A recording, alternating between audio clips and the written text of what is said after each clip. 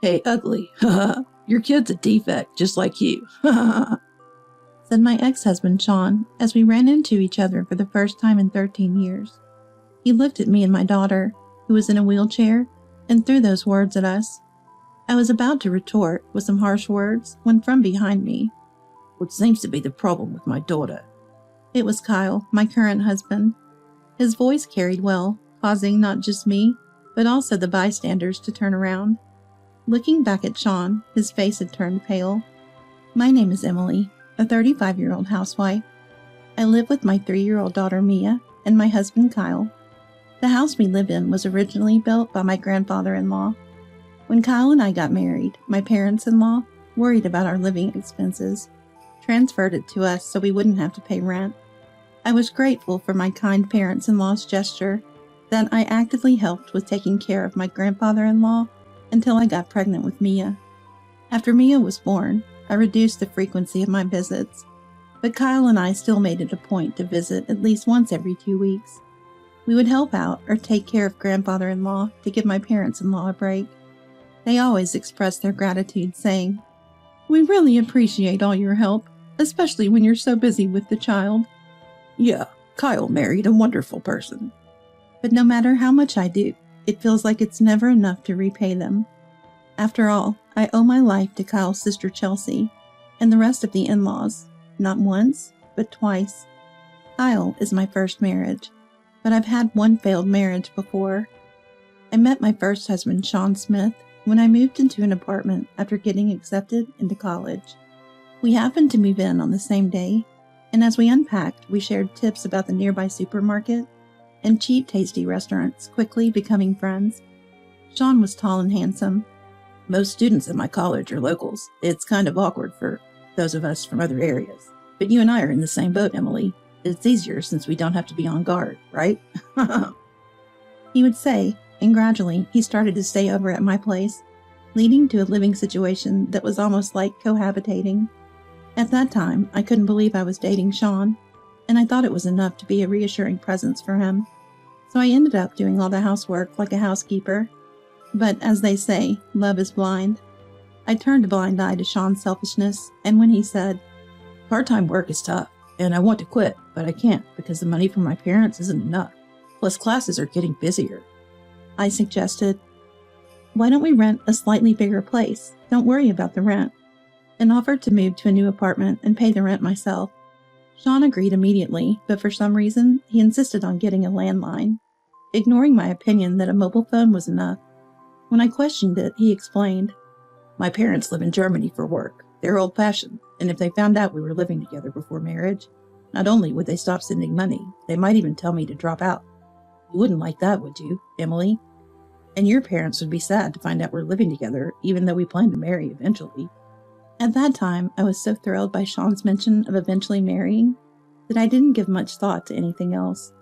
However, living together turned out to be a significant financial burden for me.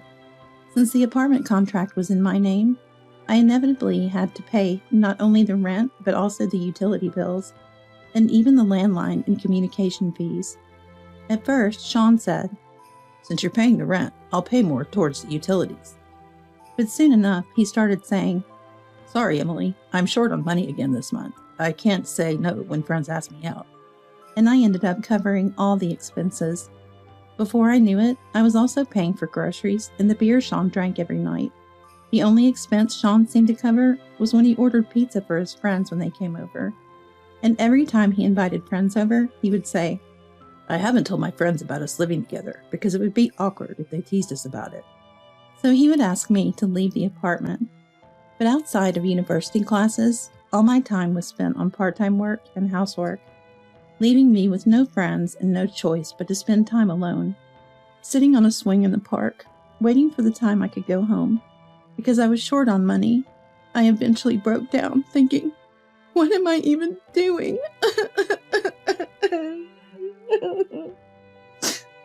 And I couldn't stop my tears. During this time, I began to seriously focus on job hunting. Eventually, I got fed up with Sean and told him, "You need to start contributing to the living expenses. You're relying on me too much." Suddenly, he responded in a sweet tone, "Sorry, I just got too comfortable with you, Emily. Please don't be so mad. He was clearly trying to appease me. Sean suddenly presented me with a ring from a popular casual brand at the time, saying, I can't afford anything better right now, but someday I'll buy you a diamond ring. When he put that ring on my finger, "This is the happiest I've ever been." I remembered blurting out a phrase I must have heard somewhere, but that was the only happy memory I had. Soon after, Sean said, I'm torn between getting a job and studying abroad. If things stay the same, I'll just end up relying on you again. It's a crucial point in my life, so I want to try being on my own for a while. And then he left. Being suddenly alone made me anxious, but since he left some of his belongings and we still texted and called every day, I thought, I shouldn't get depressed. I need to focus on my own job hunting. And I managed to receive an offer from a company. But around that time, strange calls began coming in on the landline.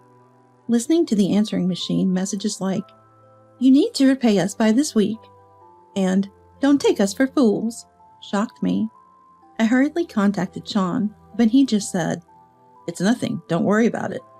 Eventually, demand letters and final notices started arriving. When I finally confronted him, he exploded. You're so annoying. I've been putting up with an ugly defect like you for so long, so you can repay it as a thank you. Then, he stopped taking my calls. I was dumbfounded when I realized I didn't know Sean's new address. Even the university refused to disclose it to someone unrelated. Desperate for any clue, I opened the belongings Sean had left behind, only to find documents of debt from various consumer finance companies, old clothes, and a worn-out laptop. There was nothing that could lead me to Sean's parents' address in Germany, or his current whereabouts. I realized then that I was nothing more than a source of money for Sean. But worse was yet to come. Shortly after losing contact with Sean, representatives from the consumer finance companies showed up at my apartment, informing me that I was Sean's wife and therefore a guarantor for his debts, demanding immediate repayment. It was Kyle and his family who saved me from this situation.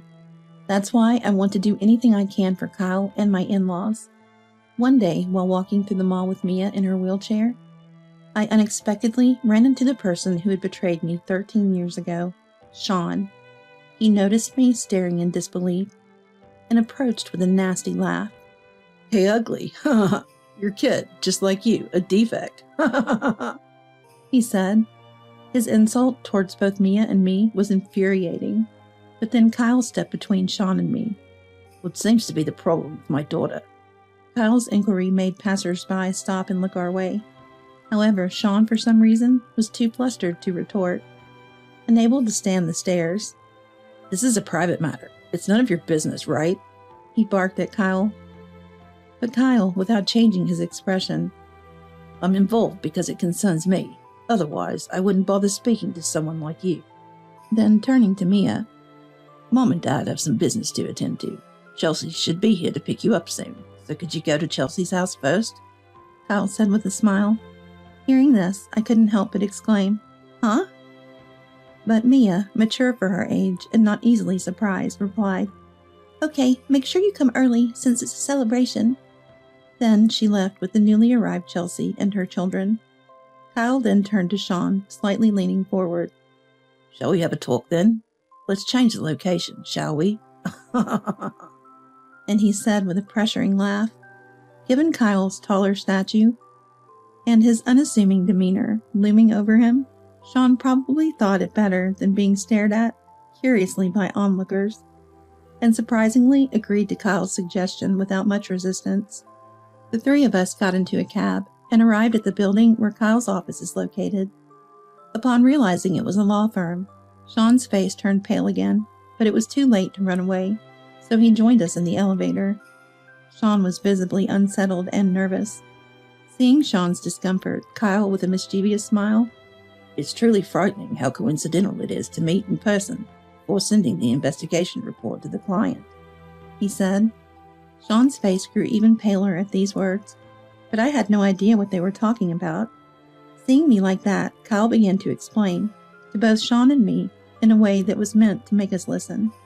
The client he mentioned earlier was the chairman of one of Kyle's client companies. The chairman had summoned Kyle to the company to request a background check on a certain man, Facing Kyle's smug smile, Sean's complexion worsened further.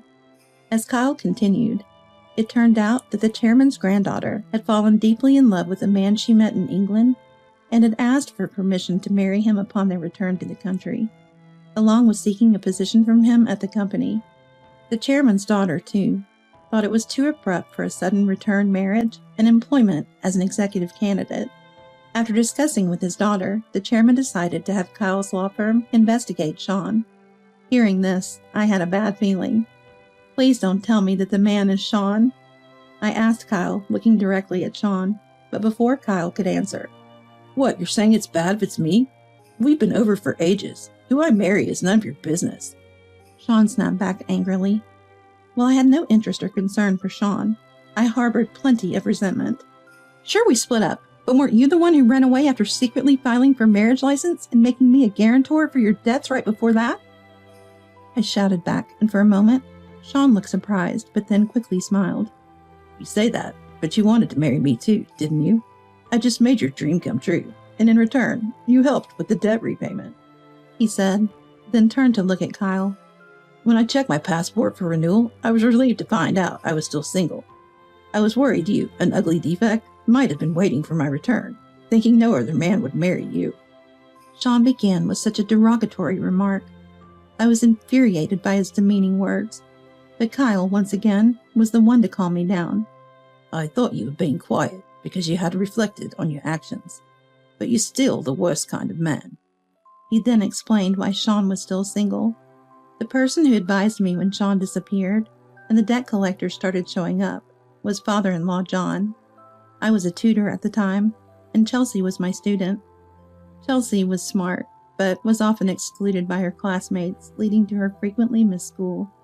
Hired by the concerned parents-in-law, I not only helped Chelsea academically, but also became someone she could confide in, eventually becoming liked by the in-laws as if I were family. When consumer finance companies came to my apartment, Chelsea and mother-in-law Mary happened to visit to celebrate Chelsea's university acceptance. Shocked by my haggard appearance and enraged upon hearing what Sean had done, they immediately contacted John and grandfather-in-law, who brought me to this law firm. From there, Dad and Grandpa pulled together to solve the issue. First, they filed a lawsuit to annul the marriage since Sean had taken out a marriage license without my consent. And at the same time, they negotiated with the consumer finance companies to invalidate me being made a guarantor for the debt. It was tough, but Dad and Grandpa are well known in the industry, so in the end, both cases were successfully resolved. Kyle explained, though. I imagined suing a missing Sean and dealing with the transactions was a massive effort.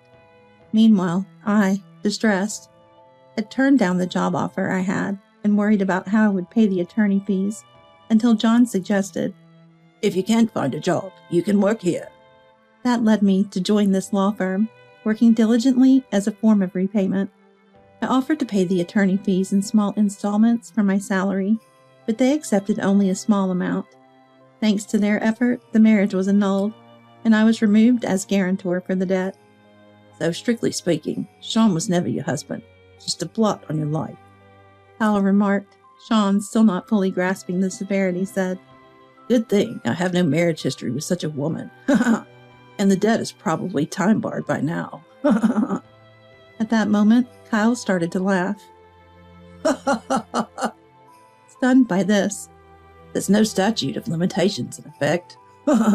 I think the debt collectors will be visiting you next week. Kyle told Sean. Sean might have thought the statute of limitations had passed after 13 years, but the consumer finance companies had transferred the debt to a debt collection agency, experts in collection. Although they don't use illegal means like in the past, they employ various methods to collect what's owed. Due to a court judgment against Sean by the debt collection company, the statute of limitations was extended by another 10 years from that point, making the debt fully valid now. With accrued late fees and court costs added, the total debt has multiplied significantly from the original amount. Upon hearing this, Sean's face momentarily darkened. Just a bit of debt like that, I can easily handle once I get a job at that company.